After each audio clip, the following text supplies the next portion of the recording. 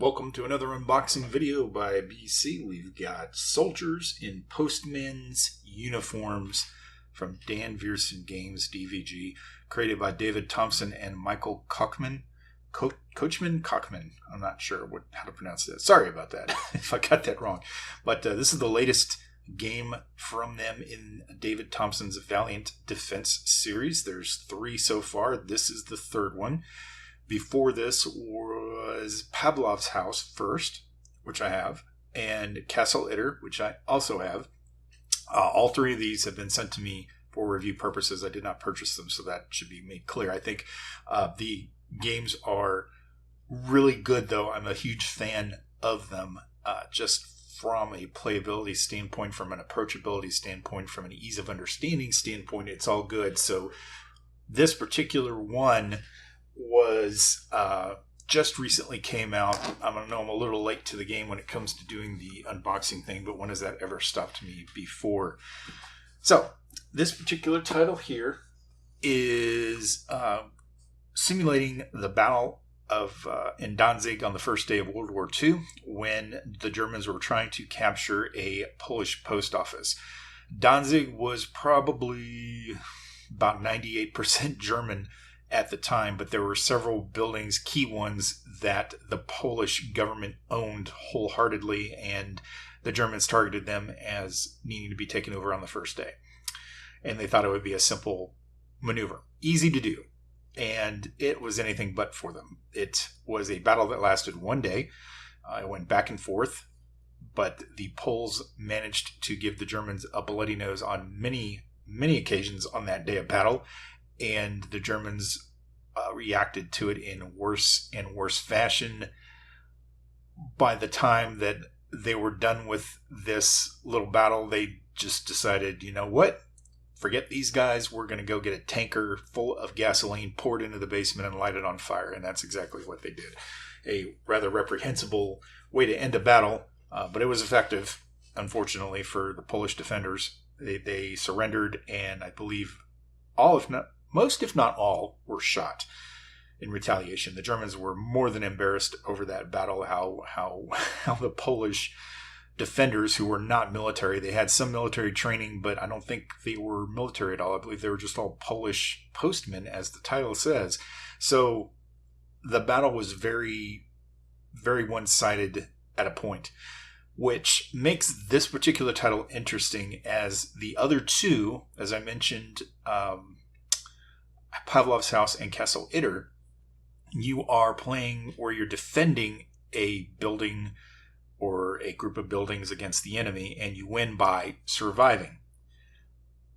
I don't think that's the case here. I think your goal is to cause as much damage as you can to the Germans, and therefore making it a more of a valiant stand, perhaps. I haven't okay, I haven't dived into the rules yet, so I can't say exactly if that's the case, but that just occurs to me because, like I said, historically it was a 1-day battle. The Germans were not stopped by the Polish army. The idea was that the postmen would hold out until the Polish army could sweep in and protect the city, and of course that never happened. So let's take a look at the game. We've got a rule book, which is, let's see how many pages we have. It is 33 pages, but I believe that, well, that's not too bad. Well, 30 pages of rules. The variants go on here.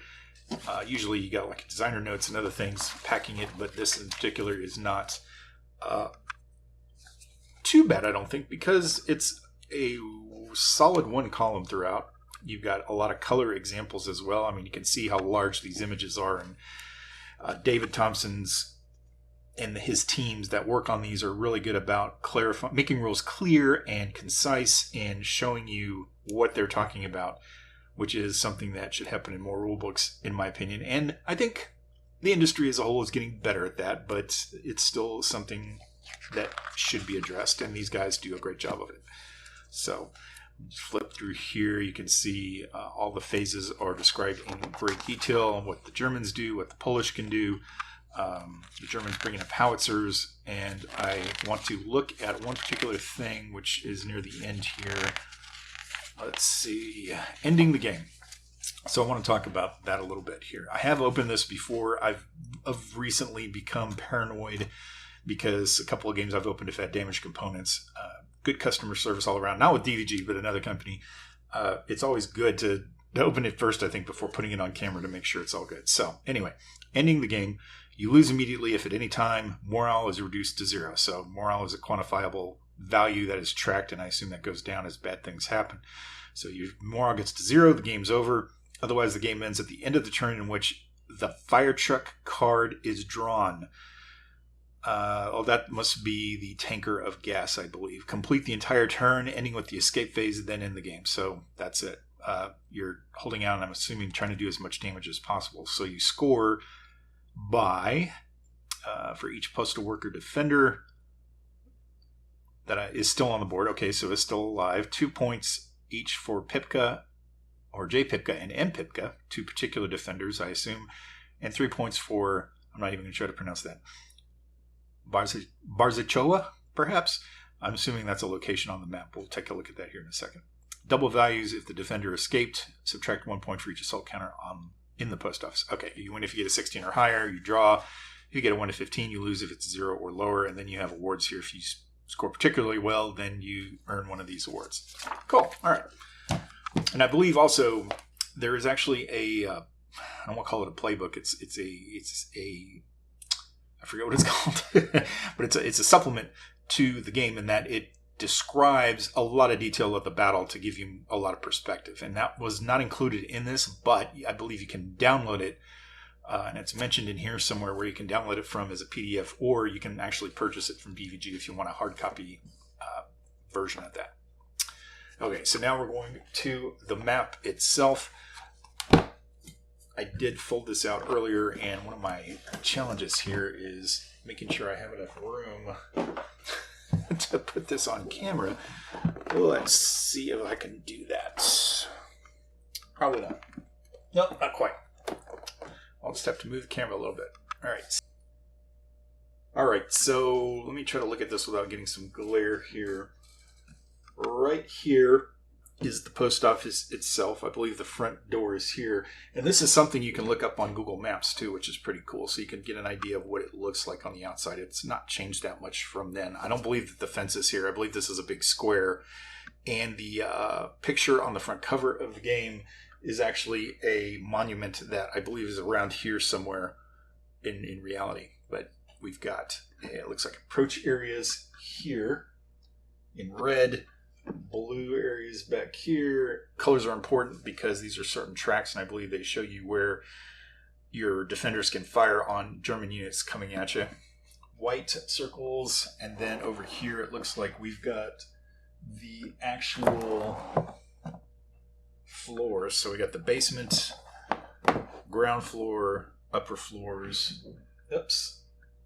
My camera chip is terrible, sorry. And it looks like you can just put defenders in each of these rooms, and they can fire upon those similar colored areas outside of the building. All right, so let me fold this guy back up here. Look at some of the counters. There are 6 counter sheets and probably about 15 to 20 counters per, perhaps. So that's about 150 counters, maybe 200. Now there's some blank ones there, and yeah, a lot of blank ones. But these are double-sided, I believe. Yep. So we've got defenders. They're always these square ones, and they have pictures of the actual historical figures on them. Then the German units are a little more generic, like submachine gunners. There's an Ostmark, which is a armored car tank-et kind of a thing. Looks like we've got weapons as well. We've got rifles, we've got grenades, we've got bars. I believe the Polish defenders had 2 bars. They had a bunch of rifles, they had some grenades, but they had very limited ammunition. They still made a good account of themselves in the fight. There's some more defenders, another German submachine gun, and then we got SS riflemen here as well, and another armored car, but this one's a little bit different here. Sudetenland. Okay, maybe that's the name of it. Maybe they named these armored cars. Sudetenland, Ostmark, I don't know. And then we got markers here. If they're anything similar to the other Valiant Defense games from DVG, these are ammo markers for suppression And then these I don't know. These are probably maybe command tokens. Those are defense tokens for shoring up walls, I believe. I can't remember for sure, but I'll be checking out the game here soon enough. These are disrupted tokens, I believe, which are placed on Polish units that are disrupted by German units. There's more SS riflemen, and there's some SS submachine gunners as well. More Polish defenders. More Polish defenders, more Germans, SS machine gunners, and then just riflemen. And then we have more riflemen. Then we have emplaced machine gunners. These are German units. And then we have more Polish defenders there. And infantry gun in place. So these are the howitzers they brought up, I believe, to help assault the building when they were having a very bad time of it. And then I believe these are probably policemen, German policemen that were obviously on the German side. I want to see German policemen on the German side. That makes a lot of sense. But they're named, it looks like. So these might be historical figures. Heinrich, Jago, Willer, Goetz, Grunau. So those are all historical figures, I believe. All right, so now we got some player aids, I believe. This will be very handy so you're not having to flip through the book to find them. I believe these are all single-sided. They are indeed. Okay, so enemy phase in detail, defense phase, moving, defense phase attributes, defense phase actions, clearing phase, and escape phase. So all of the phases of the game are spelled out here for you. Here's a bunch of wooden cubes. Looks like, I don't know what size this is, quarter of inch perhaps. A bunch of dice. We've got some interesting combinations here, so that'll be interesting to read about that in the rules. We got, looks like 4 regular D6s, and then we have a D6 with 1 through 6, and then a D6 with probably 7 through 12 on it, it looks like.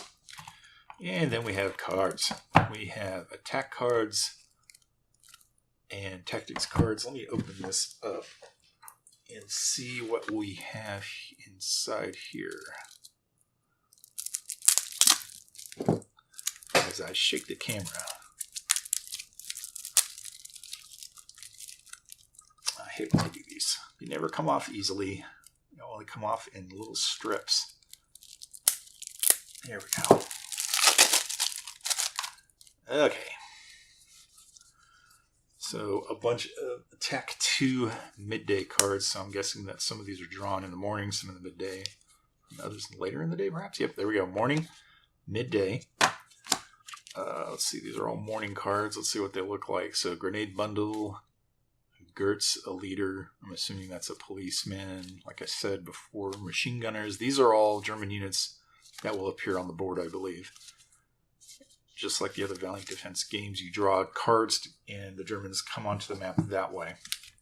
And then the midday looks like it's probably just more of the same, although there's a howitzer, so they bring these up to deal with their failings in assaulting the post office. Then we have more machine gunners, and we have riflemen there. Let's check out this last bit here as people slam doors in the house. All right.